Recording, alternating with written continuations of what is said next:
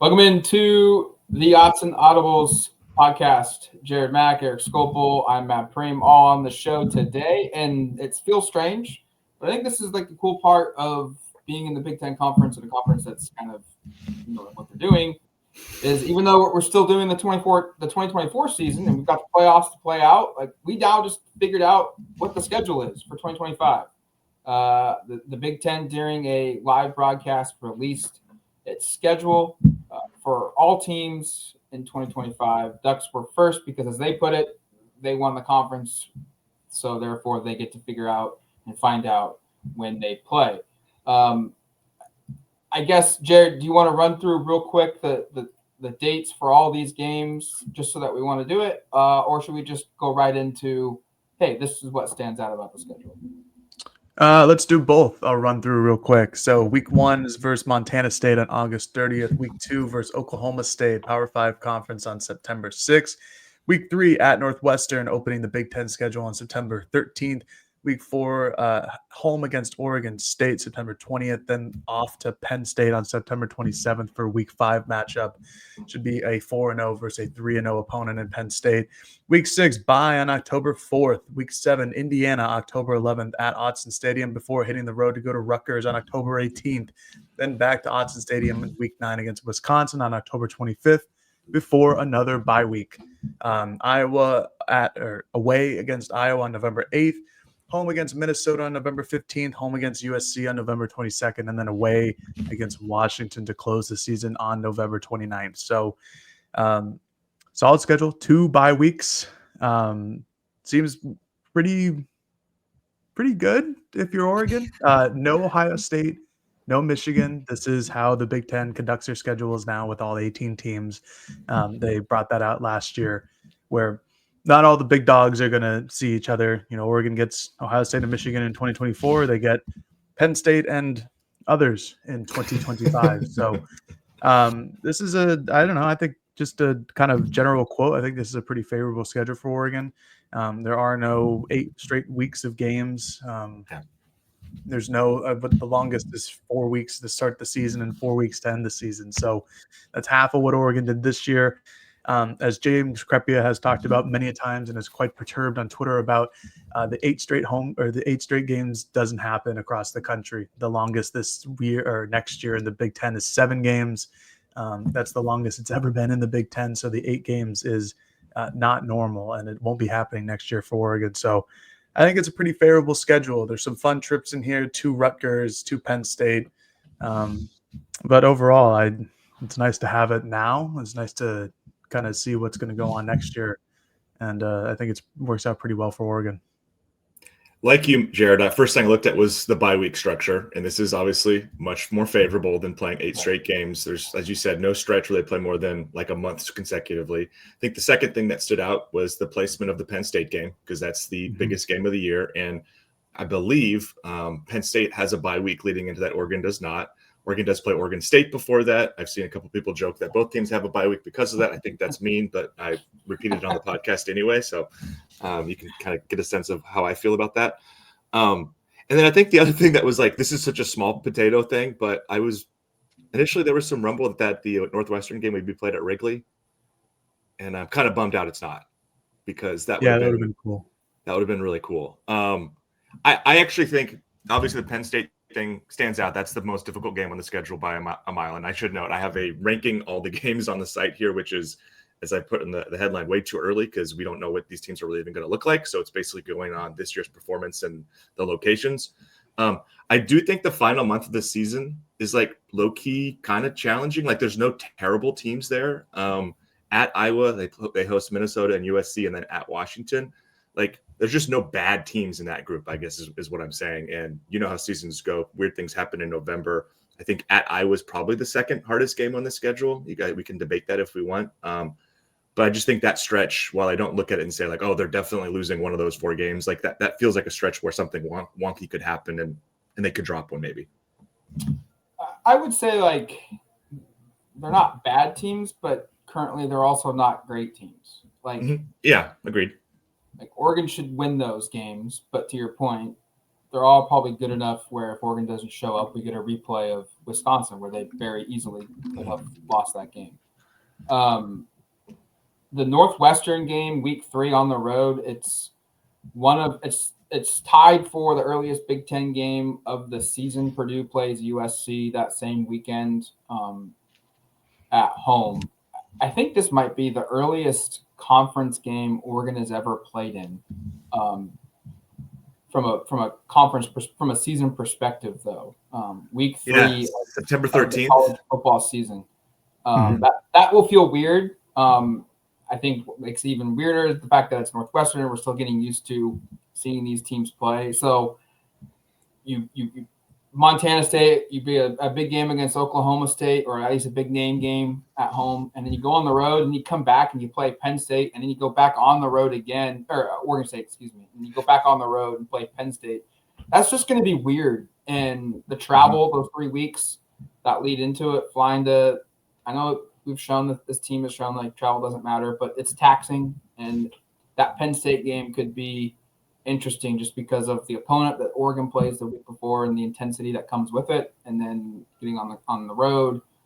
And that Oregon State game, it's the last one that we know of for a little bit. Like, they don't have a schedule locked in with Oregon State down the road. Maybe that's going to be the last game, and it could be a bloodbath, as you joked about, Eric, of that the readers saying it's a bye week too, because the Beavers continue to get decimated by the portal, and the gap is just continuing to widen between these two schools. But that's kind of what stood out to me, of just like that whole September is going to be a little weird. But that Penn State game, probably the most sought after fan perspective from Oregon going out. You know, if you're going to go to an away game, that's probably going to be the one everyone wants to go to.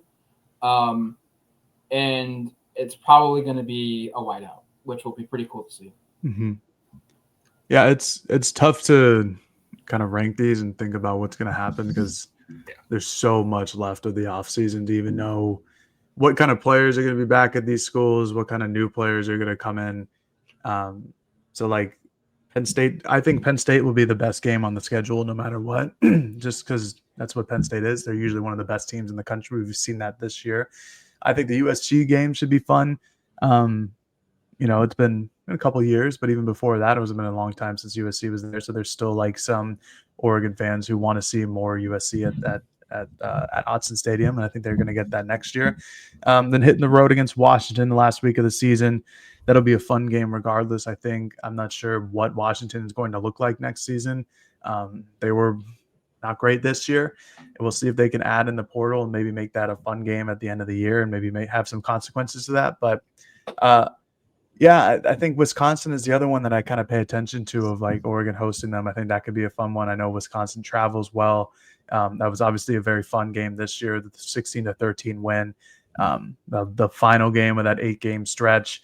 I think that could be a really cool game. I think that October, have you guys seen the October schedule for Wisconsin yet?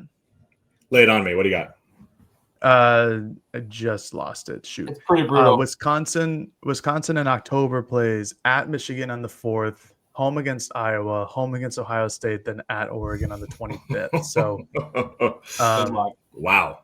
After traveling to Alabama on September 13th. So, again, good luck, guys. But I think that should, regardless, still be a fun game to have Wisconsin in town and at Autzen Stadium. But yeah, it's just kind of tough. There's just so many question marks around 99% of these teams that I don't know. Like, I don't know. It could be next year, and we realize that Rutgers is a top 10 team in the country. Like this year's Indiana. Like Indiana, I don't know what they're going to look like next year. They had a hell of a year this year, but a lot of their players are seniors, so we'll see.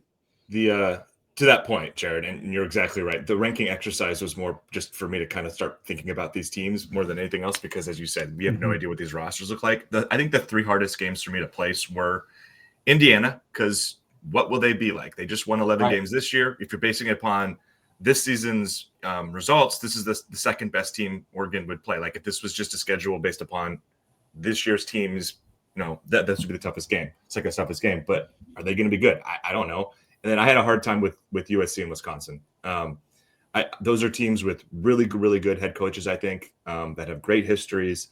that just had probably, like, would you say this is fair? I wrote this in the story. Like, those might be the two most underachieving teams in the conference this year, just in terms of what you expected from Wisconsin, what you expected from USC. And there's probably Michigan you could throw in there maybe, but I think we all knew they were taking a step back. It just felt like those teams looked like they could be 7 to 8 win, 9 win teams, and yet they didn't come that close to reaching those type of goals. So I don't know what to make of either of those teams.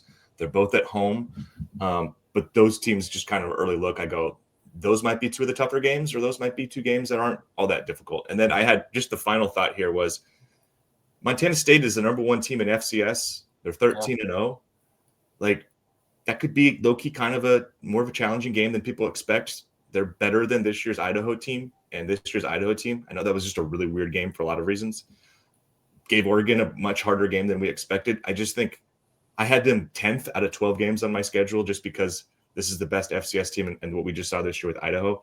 But just putting that on people's kind of radar that might be a little more difficult season opener than you're expecting. Not that it's going to be a game that goes hopefully to the fourth quarter like it did this year with Idaho.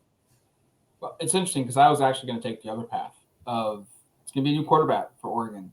And it kind of – I feel like the schedule sets itself up where you kind of get a little bit of a good test every week, where the Montana State game is, let's just assume likely scenario, Dante Moore is QB1 for Oregon in 2025. Like, he's going to face a team that is good at the FCS level that should push Oregon to an extent, but even if he plays poorly, Oregon should be able to win this game.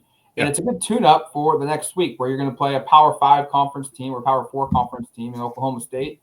But Montana State, they're not going to be an elite team more than likely. And it should be able to be a winnable game, regardless of Dante Moore, unless he throws like 6 interceptions and goes Jared Goff in some big games sometimes. But then you get a road trip against Northwestern, which isn't going to be in a real football stadium, which will be cool. It's going to be awesome to see, like, on Lake Michigan, but Northwestern's not a powerhouse. It's not a big team. And then you come back home to kind of regroup again before you actually play Penn State. So you're getting 3 conference, you're getting 3 Power 4 opponents before you play Penn State. You get a good solid tune-up game in week 1 against Montana State. Like, we should know where Dante Moore is at going into that Penn State game, or whoever is the quarterback for Oregon, that, prior to Penn State. And then how they play will probably dictate, like, if this is the guy, you move forward. If it's not a guy and you've got major concerns, you got a bye week after Penn State where you can maybe readjust and pivot. Yeah, I would say it's kind of like the ideal thing for a quarterback, just kind of ramping it up in terms of competition every week, getting some confidence underneath his wings. The good thing for Dante Moore is, who I also think will be the starting quarterback next year, is that that'll be his going into his second year in the system. It's because Dylan Gabriel came in, he had only had a couple months to prepare for the season, and obviously that went quite well. But Dante Moore has learned under him. He had a couple months of going into this year. He's had all of this year. He's had game reps this year. So, and this will just boost that confidence going into that Penn State matchup, where, again, it should, theoretically be a 4-0 Oregon versus a 3-0 Penn State. The last thing I'll say about the schedule is the Oklahoma State matchup. I think it looks good on paper. I kind of question the quality that Oklahoma State will be next season. They are having to replace both their offensive and defensive coordinator this offseason. There's a lot of questions around Mike Gundy. They lost 9 straight games to end the season, by the way. Right. I think they were like the first or second pick in the preseason poll. Obviously, that conference is, a little bit of hell in a handbasket there, just because of all the scoring and no defense being played and everything. But Mike Gundy had his contract negotiations this offseason. Like, I know he's coming back, but that didn't seem great, at least from a surface level perception. So it would be a quality win. I think it'd be a lot of fun to go to Bedlam next year. Mm-hmm. Or 2 years from now, I should say. But next year, I think there's some question marks around that team, even though it'll be a Power 4 potential victory for Oregon. And just the last thing, and then we can move on to the portal stuff if you want, Matt. I think, do you guys agree the easiest stretch of the season might be that middle stretch between the 2 byes? It kind of feels like it's built up where you've got the first 5 games, as we said, 4 of them I think are kind of a nice ramp up to what will be the toughest game of the schedule. Then you go on bye, and then you come back, and then those 3 games, Indiana, Rutgers, Wisconsin, maybe I'm naive, but I think those are all games Oregon should win and win pretty comfortably. Mm-hmm. And then they go bye week and they come back with Iowa, Minnesota, USC, and Washington to close, which, as I said before, I think is a little bit more difficult stretch than the one directly preceding it. So I'm closing thoughts. I think this is a great schedule. And actually, it's kind of similar in some ways to this year's schedule, where you have your marquee game kind of early, right about the midpoint of the season. And then after that, it's kind of survival mode, and we'll see how they handle all those obstacles. Yeah, I think so. I do want to note, Kurt Schnetti's a really good coach. I know. And, you get him at home, which is good, but that's a team that's drastically improved. We'll see how the portal impacts them positive, negatively this coming offseason. And then the Wisconsin game, I agree, Oregon should feel good. It's a home game, but just go back at the last 4 games that Oregon has played against Wisconsin over the last 15 years, and they've always been one-score, really close games. Mm-hmm. Oregon has not blown them out, and they just – whatever it is, no matter who the coach is, they always just seem to play Oregon tough. So I would pause there.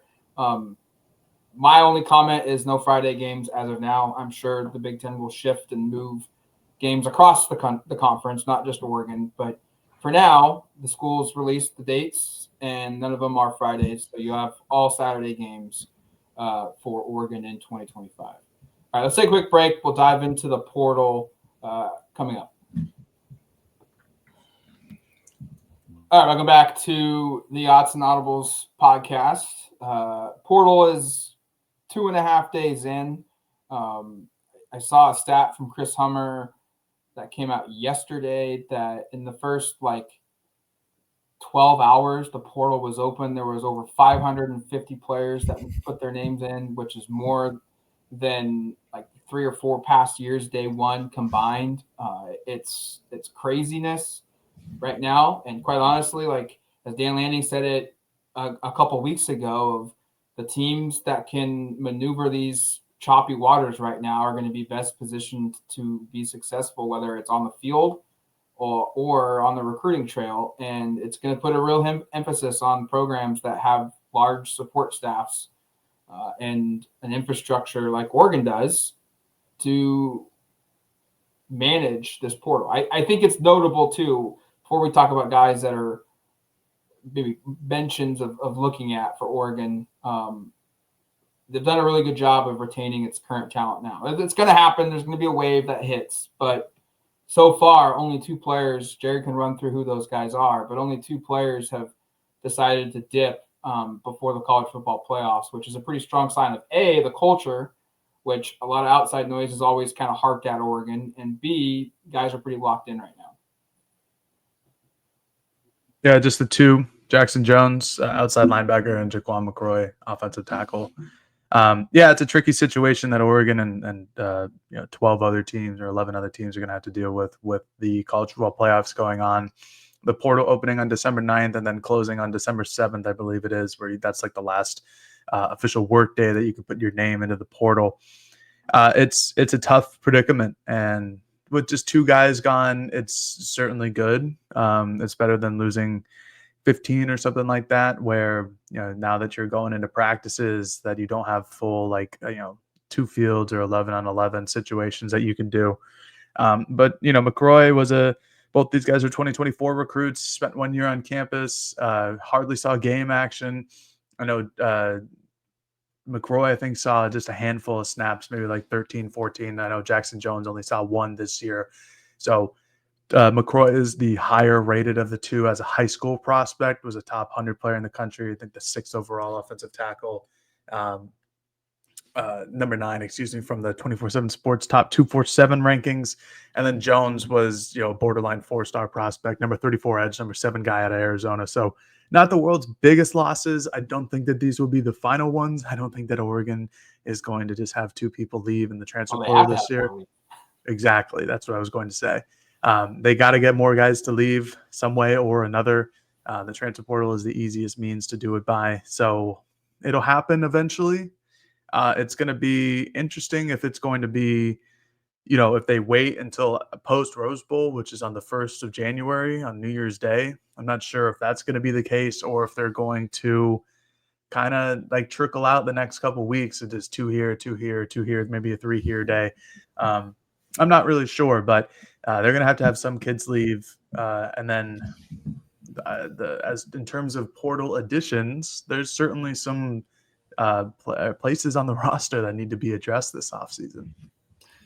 Yeah, Matt, you made a good point on it's not just retaining for next year. It's the fact that you're being able to practice fully right now. And that's an advantage Oregon has over, I think Texas has already seen like close to double digits enter. And I know other programs have been hit a little bit harder. I think that's an early starters leave. Yeah. Well, that's Lane Kiffin is right. This whole thing is dumb. Like it's just really stupid. I made that point a couple of days ago, so I don't want to rehash it too much, but it's advantageous when you're able to keep as many of these guys around, just at least help in practice. And then you kind of, we'll see what happens after. Who's the biggest name that I guess that you guys have seen that really caught your attention? You think Oregon should go after? I know, Matt, you've been tracking kind of a list of names of people, but like which one, is there like one guy that you think, because I've got a couple that really stand out to me. I'm curious where your head's at with that. I would probably like guy that's been attached to Oregon already and talent is maybe Dylan Thieneman from Purdue, sophomore safety. Was the Big Ten Freshman of the Year in 2023. Had 6 interceptions that year, 210 total tackles. And you lose both your starters at that position. He can slide right in, and I also don't think it doesn't scare away the guys that they've brought in previously. And because Oregon can sell them on, hey, you guys just aren't ready yet, and give us a year to develop you. You'll start seeing the field then. Or maybe you're coming into this is going to be your first year as like a rotation piece. This guy might only be here 1 year, because look at Oregon's track record of portal DBs that have gone off to the NFL. And this is going to be the next guy that he'll have NFL interest for sure. So that would probably be the first one for me. Another name that kind of came to mind is Charles Brantley from Michigan State, because they need corners. A very productive player there. So I really haven't seen a defensive nose tackle guy. That's Bear Alexander's obviously been mentioned, but or linked to, but there hasn't been one where it just screams like, go get him now, like those two guys on the defensive side. And I was just going to say one thing, Jared. Those two guys you mentioned, by the way, were like the best defensive players on 2 teams Oregon played this last year. And those were names that I was going to bring up too, because they were one of the few good players on both those defenses. Sorry, go ahead, Jared. No, you're good. I think Bear Alexander is an instant take if it's up to me. I think that Dan has a proven track record of dealing with guys and players who have maybe some off-field or on-field issues at their previous schools. You look at Trayshawn Holden, you look at Kyrie Jackson, you look at Evan Stewart at Texas A&M. Like, these are guys that all flourished at Oregon or came into their roles and did exactly what they were expected to do, who may have had some problems at their previous destinations. I think Bear is a really talented player. I think he's an instant impact guy on the inside. So I would think, in my opinion, I would take him easily. And the other guy who immediately comes to mind is Takario Davis, Arizona cornerback who hit the portal today. 6'4", 190 pounds, had been the best defensive back on Arizona the past 2 seasons, I think. Kind of fits the mold of cornerbacks that Oregon has been recruiting, but not necessarily putting onto the field the last 2 seasons. They've been going after dudes who are 6'1", 6'2", 190 to 200 pounds, like Dalen Austin, Sione Laulea, Naeem Offord, Brandon Finney, Dorian Brew, the guys all this year. This guy's 6'4", 190 pounds as a cornerback. You can sign me up for that. 3 seasons with the Wildcats, 76 total tackles, 3 tackles for loss, 1 interception, 1 fumble recovery, and 22 PBUs. A guy who teams don't often throw against. I can't compare him to Jabbar Muhammad, but like a similar situation where the other cornerbacks on Arizona's roster are just clearly not as good and are kind of bad players. So they're going after them rather than trying to take advantage of Davis. So that might be the number 1 for me in the portal at cornerback specifically. And then Williams Nwaneri, the Missouri guy, former 5-star kid, made a visit or 2 out to Oregon last year. Stayed home, went to his in-state school and with Missouri, lasted there for a year. Oregon doesn't need outside linebackers, edge rushers, but you can't turn this kid down. When you're 6'6", 290 pounds as a true freshman who needs to work on his development in terms of his technique and his use of his size and his speed and his quickness. Like Tosh Lupo and Dan Lanning have done that for many years now at Oregon with the development of Tatum and Mateo and Jordan Birch and other guys through the system. So that's obviously a take in my eyes. He may not see the field immediately, but down the line, that could be a really helpful addition, and you can never have too many defensive linemen. Yeah, I agree with Jared. I mean, that guy's you take him if he wants to come, but it's not a position of they've got so much talent already there. It doesn't necessarily need to be a guy they have or an area they have to go at, but he's so good that you should take him if he wants to come. Yeah, he's one of those luxury picks, right? Yeah. Just like you take him because he's been such a proven player, or not such a proven player, such a big time high school prospect with such a pedigree. And I'm kind of with you, Jared, on Bear Alexander. I know that's going to be a name that's really it's going to be polarizing to some. Yeah, polarizing is the right word because no one's debating the physical tools and the talent. I mean, this guy was a 5-star. This guy went to Georgia, went to USC. The problem was both of those stops ended so prematurely, not on good standing with either of those programs. Like this to me would be a situation of like, is this a reclamation project that Dan feels confident that this program and this infrastructure can handle? Like, it comes down to that. Like, it almost reminds me, Jared, you'll appreciate this because this is your Patriots, but like when the Patriots with Belichick used to take like Randy Moss, somebody who was really kind of having a hard time at another place, but the infrastructure and the culture was so strong that you kind of were able to figure it out. Like, it kind of reminds me, like, does Dan feel like they're in a position where they can withstand this? Because this is not somebody whose track record is good at all in terms of away from the field. And then on the field, it's kind of mixed too, just because he hasn't really been a consistent contributor through the course of a full 12-game season. So that's another one I think that's going to be, as you said, very polarizing. First offensive name we'll mention here, Oregon offered Alex Harkey, starting offensive tackle for Texas State last year. Former walk-on, really highly regarded on PFF. I'm just looking at his grades right now. This could be a plug-and-play at right tackle. Might be as simple as that. They're losing a Johnny. We talked about them needing to find replacements there. Maybe this is a guy you just go snag and you plug and play. I think that one makes a ton of sense. I also want to get the temperature in the room on Deuce Robinson entering. Like, what do we think there? Because he did play. I was just looking through it. I was trying to, because I didn't watch every USC game. He's basically a receiver. Is this just Kyler Casper with a better recruiting grade? Like, what do we think? Because this is somebody who a couple of years ago was a huge priority for Oregon. I'm just kind of wondering if the interest is going to be mutual this time around. Obviously, my hesitancy speaks volumes there. I don't think he's I don't think he's an automatic take. If he wants to play tight end and actually put on the weight to play that position, it's an intriguing option. I still think there's probably better players out there that are true tight ends, or you don't have to wonder what's he going to look like when he puts on the weight. Matt, my question is he even comfortable being a tight end, or does he just want to be a receiver? And if that's the case, is that your best use of scholarship? Sorry, continue. That's just what I was going to say is, like, I guess if Kyler Casper, and let's just get hypothetical here, like if Casper and Dickey and a couple other guys bolt, and now all of a sudden you need to add depth pieces along with starter level talent, like, then he makes sense to add to the receiver room. But I think there's better talent at the receiver room that you could add via the portal, and there's other areas on the team with limited spots that you need to address before you take a guy like Deuce. He's not Barry Alexander, in my opinion, where if he wants to come and fits, sure, but this is different. I would rather, if I had to take one USC player, I'd rather take Bear than Deuce. Yeah, I think I agree. I'm the same way. Oregon does not need another show pony. They've got Kenyon Sadiq in terms of like an athletic tight end who can go and run routes and make plays, as we saw during the Big Ten championship game. They need another inline blocker, and they don't have one on the roster right now. Roger Saliapaga and AJ Pugliano are just not there physically.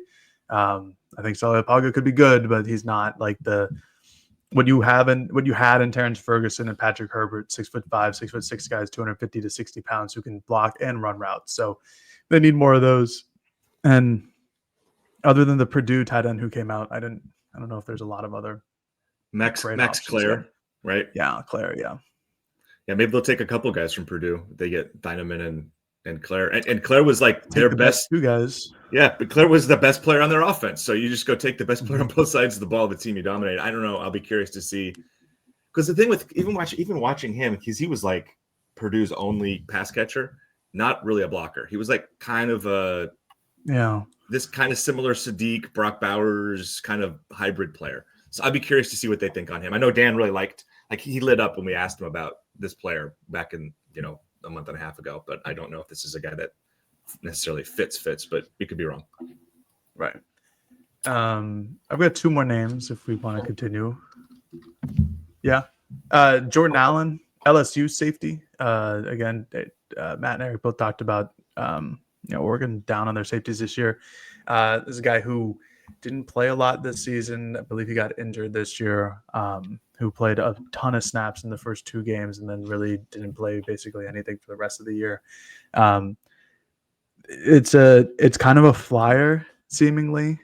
This is different than what Dan has done in the past at the at the safety position, where a guy like Tyson Johnson was an outside corner but played like a whole year and they're like, hey, we're going to move you to nickel, and then ultimately to free your boundary. Kobe Savage, multi-year starter for Kansas State, all Big 12 second team, I believe it was. Like, this would be a bit more of a flyer.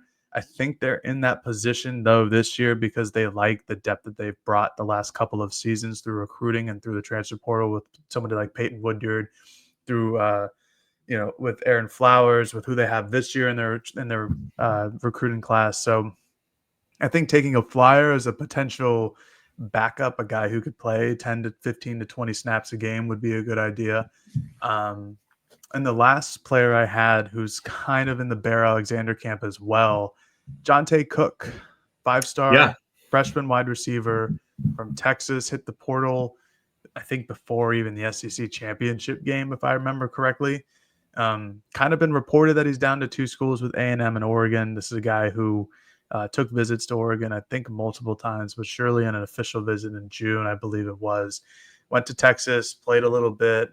I'm going to look this up on the fly, but I don't think had too much production there. No, he didn't. But again, just 16 receptions for 273 yards in his career at Texas. Again, really, really talented receiver. Might not have the head on straight kind of problem with college football that's happened a lot. Maybe this is another reclamation project that Oregon could take on, but the talent's there. The skill is there. It just needs to kind of show itself on the field, which it hasn't yet, but this could be an opportunity where Oregon could use some depth at wide receiver, given the guys who are leaving and guys who could potentially leave as well.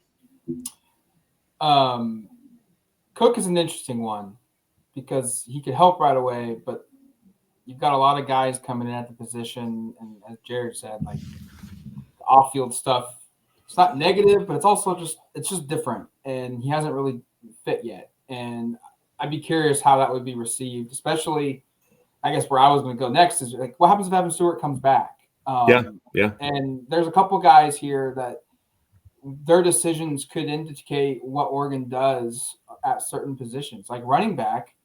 Like, what do they do if Jordan James comes back? I don't think Noah Whittington's going to come back. He said so it was much at the start of the year. But what if one of those two guys has a change of heart and comes back? All of a sudden, that becomes a position where maybe you don't need to add one. You probably should, but maybe you don't need to. If they both are gone, like all of a sudden it turns into now you might add one, maybe two, depending on who wants to come to your program. I think Evan Stewart's decision could impact Jonte Cook's ability to come to Oregon. I think he wants to. It's going to be a question of, does Oregon want to bring him in? And Connerly, like beginning of the year, you were kind of like, he's probably going to be an early round draft pick. Middle of the year, you're like, oh, maybe Oregon convinced him to come back. But he's played awesome the last month, and he's done it against some really good players where now it's almost like it doesn't really matter what you throw at him. He's probably gone, but maybe a change of heart, or not a change of heart, but maybe you get lucky and he comes back. Now all of a sudden you only need one tackle, but if he leaves, you need two. I think that is the storyline for Oregon right now. Is they want to be involved with these elite players, but they probably truly don't have a clear indicator yet of what some of their underclassmen are going to do, and that could impact how aggressive they can be with guys. Yeah, no, that's a great point, Matt, because that is where we are. There's no clarity on some of this, and like Jonte Cook in particular is a name where I go, well, hasn't produced at a high level yet, but we know the talent is there. And if you do lose Evan Stewart, that feels like a real plug and play option potentially, in terms of just the talent and the explosiveness. It seems like, by the way, he's pretty close with DeCorian based upon social media from I think the same part of Texas. So maybe and again, I don't want to make it sound like there's like an overload of off the field stuff, but maybe some of the things that were getting in the way of him being as productive as he could be at Texas are limited when he gets to Oregon, just because he knows some people out here and he's got some comfort with that. So maybe that makes more sense. But I agree. Like, if Evan Stewart says he's coming back, like, is that still a take? I probably think so, just because of the talent, but you could definitely convince me like, no, we're not needing that now because Stewart's going to be the focal point of this offense. And I guess, Matt, because the name is so cool, is Fluff Bothwell from South Alabama still the top running back target you've seen from an Oregon perspective? No, the top name? I mean, in terms of talent, yeah, but Oregon hasn't contacted him yet. So yeah, it's probably going to – I was actually going to be my afternoon thing is updating the big board again of names to know, and that's probably going to take him off. We do have a report of another portal entry, though. I don't know if, Jared, have you seen this? Tyler Turner. Just seeing that right now. According to On3, Pete Nakos. Tyler. And I was just saying, Oregon, they can take a flyer. They can take a flyer on a backup safety because of how well they've recruited and the progress they've seen them make at the safety position. No more. Yeah, so I guess that's the third guy. But again, to our point of, I mean, he played a handful of snaps this season. He played the first half against Boise where they had a suspension that they didn't want to admit was a suspension. But correct. You're right. He's not. And to be honest, like, you don't want to be – I'm not trying to be mean, but, like, he probably wasn't a starter next year anyways. So, at least in my opinion. I think if he thought he was going to start, he would have stuck around, is my guess. Yeah. So now Oregon is 0 for 2 on safeties from the 2023 class. I think Cody DeCambra and Tyler Turner are now gone. So, yeah. Sad days. Another name that's interesting. Should we see Oregon kick tires ground with Chris Hudson? He's back in the portal again. I saw that. Reports if Chris Hudson comes. Chris Hudson, he'd be great for media. Johnson, everybody. What do you think? Oh, jeez. Yeah, Joking. Chris would be great for media, but not for – I mean, I don't know. He had a semi-productive season at Washington State, so I don't want to slam him, but he's not somebody that would be on Oregon's radar for numerous reasons at this point. But, yeah, I did see that report earlier today. And the last thing I'll say, it's nice for Oregon to be going through this without having to be in the quarterback transfer market, because that's such an incredibly competitive market. And frankly, so far this year, there's been some names that are kind of interesting, but for the most part, I don't know if there's anybody there that really stands out where you go, that would be a must take. So I think that the fact that they feel like they have the future in place, and I don't think they're very active there, I think that's a positive, at least with the way the portal looks like it's heading right now, unless you want like Connor Wegman or somebody like that. Like right now, your options are like Luke Cormanhoek from Florida State, who's a 5-star freshman that didn't play on an absolutely disastrous team. Fernando Mendoza of Cal, like, he's been solid, but I've never really thought like he was this unbelievable dude. Nando. I love Nando. He was the guy who was like, he was talking about the rain entering Autzen Stadium. He had all those funny quotes. He was just a goofy guy. I miss Nando. Mm-hmm. So, yeah, you're right. Quarterback room is bad right now. Wonder how JKS feels about coming to Oregon now after all of Cal's quarterbacks have left. That's true. He's going to go sit for, maybe a year or two behind Dante Moore when he could have he just gotten to Cal and been like the day one starter as like the best quarterback prospect they've ever had. Second best, excuse me. That actually reminded me of Jared, you saying that. Here's a guy I think Oregon should go after. J. Michael Studevant. He Studevant, yeah, he's a dog. He played at Cal, went to UCLA, and now he's in the portal.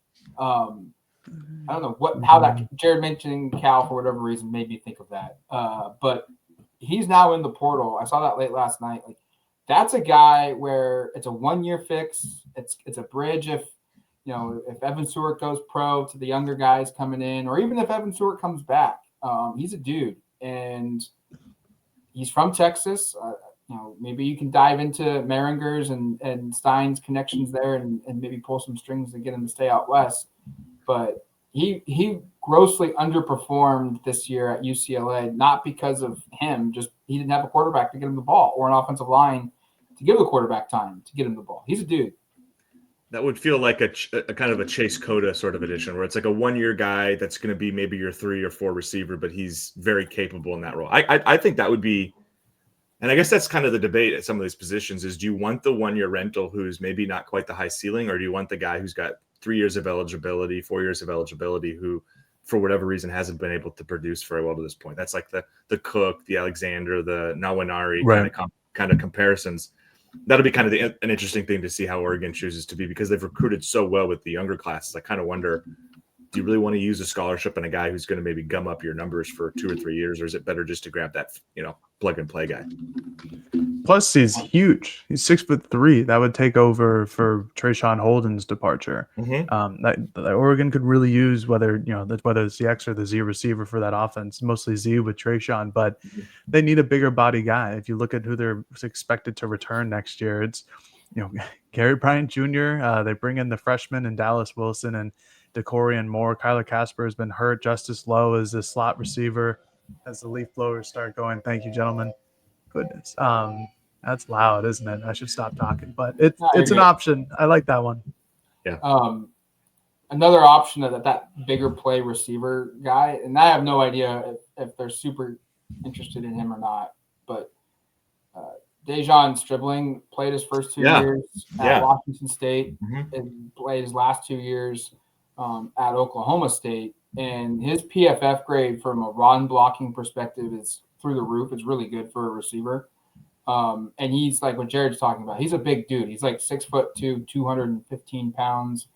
And you look over the course of his career in 3 years, or 3.5, because he had 1 year where he got hurt early, but 161 catches for 2,100 yards and 17 touchdowns. That's like the exact type of guy you want. Productive, physical, big, to replace Holden if it's going to be a 1-year type rental guy. I like that idea too, of whether it's Sturdivant or Stribling or somebody else, because they do need to replace that spot. Unless you feel like, we've run through the names already, unless you feel like somebody on this roster is just ready to jump in. But I don't know if they feel that way, because this last 2 games, they only played 3 receivers the whole game. And I think Justice is dealing with an injury, but Gary's not playing at receiver, and none of the young guys have gotten any run at all. So I would imagine that they're going to be somewhat aggressive in the portal, even if Stewart comes back. You've got some holes to plug there. All right, I think that's going to do it for us here on this edition of the Autzen Audibles podcast. We'll be back on Friday. Jared and Eric will have a special guest on the show for that one. But until then, you've been listening to the Autzen Audibles podcast. Talk to you later, folks. Peace.